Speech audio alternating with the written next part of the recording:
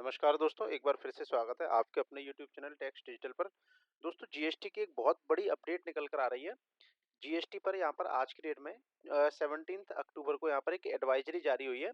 दोस्तों, एडवाइजरी आपकी स्क्रीन पर है, आपके सामने है।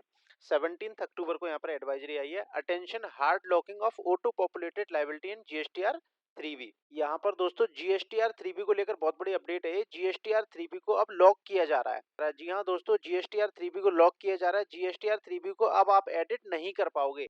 थंबनेल भी आपने एकदम सही देखा था कि जीएसटीआर 3B अब हो जाएगा लॉक और उसको आप नहीं कर पाओगे एडिट। लेकिन वीडियो पर आगे बढ़ने से पहले मैं यहाँ पर एक पॉइंट आपके साथ डिस्कस करना चाहूंगा कि इसको लाने की क्या जरूरत पड़ी, जीएसटीआर 3B को लॉक करने की क्या जरूरत पड़ी, वो इस वीडियो के लास्ट में मैं आपको बताने वाला हूँ कि इसके लिए क्या नीड थी, और वो एकदम एक्चुअल फैक्ट है जो मैं यहाँ पर बताने वाला हूँ। तो पहले इस एडवाइजरी की पूरी डिटेल समझ लेते हैं कि क्या है इसमें।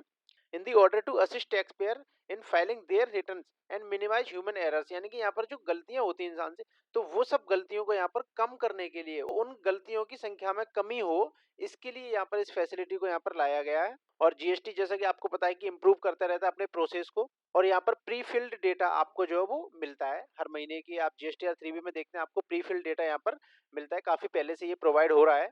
Where the tax liability auto populated, tax liability भी आपकी ऑटो पॉपुलेट हो गए यहाँ पर आ जाती है। जो आपने डिक्लेयर की है, जो सप्लाई आपने डिक्लेयर की है जीएसटीआर 1, जीएसटीआर 1A और आईएफएफ के थ्रू, और इनपुट टैक्स क्रेडिट जो है आपका, वो आपका 2B के बेस पर ऑटो पॉपुलेट होकर जीएसटीआर 3B में आ जाता है, और उसकी पीडीएफ आपको जो प्रोवाइड कर दी जाती है। सेकंड पॉइंट में बोल रहे हैं, now tax payer have also facility to amend their incorrectly declared outward supplies in GSTR 1 IFF through GSTR 1A।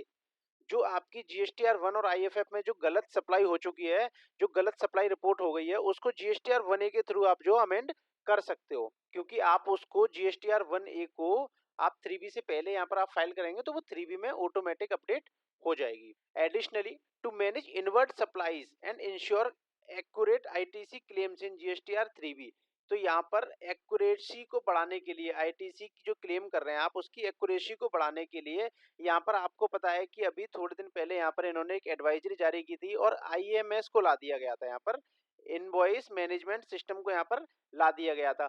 तो वहां से आप अपने 2B को करेक्ट कर सकते हो। कोई वहां पर आपको कुछ दिक्कत है तो आप इनवॉइस मैनेजमेंट सिस्टम में जाकर वहां से आप इसको ठीक कर सकते हो, और वो रिफ्लेक्ट होगा आपके 3B में, जो कि अभी आपके लिए अवेलेबल कर दिया गया है। पॉइंट नंबर 3 है यहाँ पर कि it may be noted that tentatively, यहाँ पर टेंटेटिवली डेट दी गई है जनवरी 2025। तो ये जो इफेक्ट होगा वो जनवरी 2025 से इफेक्ट होने की उम्मीद है, या हो सकता है यहाँ पर टेंटेटिवली इसको इफेक्टिव में ला दिया जाए, हो सकता है इसकी डेट में चेंज भी किया जा सकता है।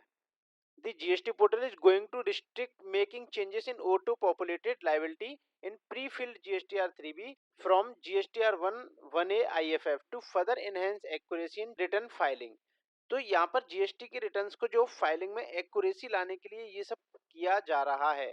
Point number 4, however, locking of auto-populated ITC in GSTR 3B after the rollout of IMS will be implemented from a later date. The same a separate advisory would be issued after addressing in the issue related to IMS raised by trade। दोस्तों, इस advisory को मैं अपने शब्दों में आपको समझाना चाहता हूँ। तो यहाँ पर वैसे देखा जाए तो 3B को लॉक करके इन्होंने अच्छा ही किया है, और इसको जरूरी क्यों पड़ा करना है दोस्तों। अभी जैसा कि आपको पता है कि अभी आईएमएस को इन्होंने जो इम्प्लीमेंट कर दिया था। अब अगर यहाँ पर 3B को लॉक नहीं करते तो इस आईएमएस की वैल्यू कहाँ रह जाती। आप समझिए कि अगर आप जब अपना 3B फाइल कर रहे हैं और आईटीसी वाले सेक्शन में आप अगर आते हैं, तो यहाँ पर आप 2B से जो आईटीसी यहाँ पर ऑटो पॉपुलेट होके यहाँ पर जो आ रही है आईटीसी, तो उस आईटीसी को आप क्या करते थे, एडिट कर सकते थे। उस आईटीसी को आप एडिट कर सकते थे और यहाँ पर आप अपनी उसकी वैल्यू चेंज कर सकते थे। लेकिन यहाँ पर जब आईएमएस आ गया तो आईएमएस की वैल्यू, आईएमएस की वर्किंग को कौन करेगा। यहाँ पर उनको तो 2B मिलाना है, 2B मिलाने के बाद अपना एडिट कर दिया वैल्यू। अगर कोई बिल का इनपुट एक्स्ट्रा लेना है तो वो भी ले लिया, अगले महीने उसको कर दिया रिवर्स, जो जुगाड़ ये लोग कर रहे थे। लेकिन अब वो जुगाड़ यहाँ पर नहीं कर पाएंगे, ये जुगाड़ हो गई है बंद। हमारे इंडिया में जुगाड़ बहुत ज्यादा चलती है, तो इसलिए यहाँ पर ये जुगाड़ पर गवर्नमेंट ने जो है लगाम लगा दी है। तो अब आपको आना पड़ेगा आईएमएस पर। जो लोग सोच रहे थे कि आईएमएस से बच जाएंगे, तो उन लोगों के लिए अब इसको कर दिया गया है, इम्पोर्टेंट बना दिया गया है यहाँ पर। अब बिना आईएमएस के आप कुछ नहीं कर पाओगे। आपको अगर 3B के आईटीसी वाले सेक्शन में कोई चेंज करना होगा, कोई बिल में कोई इशू होगा, तो आपको पहले आना होगा आईएमएस के डैशबोर्ड पर, और आईएमएस के डैशबोर्ड में आप वहां से उसको करोगे चेंज, एक्सेप्ट, रिजेक्ट या पेंडिंग छोड़ोगे। फिर इसके बाद आप उसको करोगे रीजनरेट। रीजनरेट करने के बाद अब आपका यहाँ पर जो 3B आएगा उसमें आईटीसी जो है वो हो जाएगी auto populate as per your changes. तो आई होप अब समझ गए होंगे आप लोग कि 3B को लॉक करने के पीछे क्या रीजन रहा है, क्योंकि यहाँ पर इन्होंने पहले आईएमएस को अप्लाई किया, आईएमएस को यहाँ पर एक्टिव किया, फिर इन्होंने 3B को कर दिया लॉक। तो दोस्तों यहाँ पर एक चीज और जो अभी समझ में आ रहा है कि यहाँ पर फुल्ली 3B को जो लॉक नहीं किया जाएगा, फुल्ली 3B लॉक नहीं होगा। यहाँ पर एक जो एडजस्टमेंट वाला यहाँ पर जो टेबल होता है, वो एडजस्टमेंट वाला टेबल यहाँ पर ओपन रहेगा, ताकि आप उसमें आईजीएसटी, सीजीएसटी और एसजीएसटी का जो सेटलमेंट है, तो वो आप रूल्स के अकॉर्डिंग यहाँ पर एडजस्ट कर सकते हो। ये आपके लिए ओपन रहने वाला है। तो दोस्तों अब आपको जीएसटीआर 1, जीएसटीआर 1 में अगर कोई गलती होती है तो उसके लिए आप 1 कैपिटल A फाइल करेंगे। आईएफएफ अगर आप फाइल करते हैं तो वो आपके लिए एज इट इज है। उसके बाद आपको आना है आईएमएस के डैशबोर्ड पर before filing of 3B, before filing of 3B।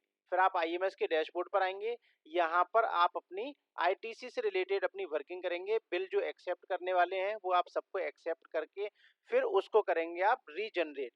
Regenerate करेंगे यहाँ पर आप 2B को, और 2B से वैल्यू आपकी जाएगी यहाँ पर 3B में।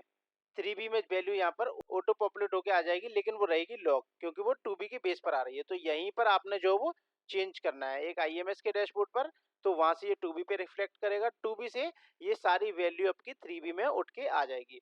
तो यहाँ पर 3B में अब आपको ज्यादा कुछ करने की जरूरत नहीं है, 3B आपके लिए इजी हो जाएगा। लेकिन यहाँ पर आईएमएस की वर्किंग दोस्तों आपकी बढ़ गई काफी। तो आज की एडवाइजरी में दोस्तों इतना ही। अगर आपको आईएमएस से रिलेटेड, अगर आपको आईएमएस जानना है कि आईएमएस क्या है, तो आईएमएस की वीडियो मेरे चैनल पर आपको मिल जाएगी, वहां पर जाके आप इसको समझ सकते हैं, पूरे डिटेल में समझाया हुआ है।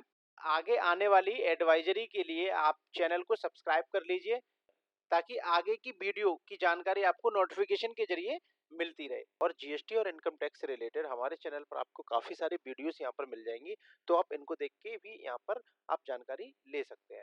आप देख रहे थे टैक्स डिजिटल, मैं एडवोकेट योगेश आपके लिए लेकर आता रहता हूँ जीएसटी और इनकम टैक्स पर नई नई लेटेस्ट वीडियोस। तो इसके लिए फिर से रिक्वेस्ट करना चाहूंगा, चैनल को सब्सक्राइब कर लीजिए, ये आपके लिए एकदम फ्री होता है, इससे हमें मोटिवेशन मिलता है। Thanks for watching tax digital.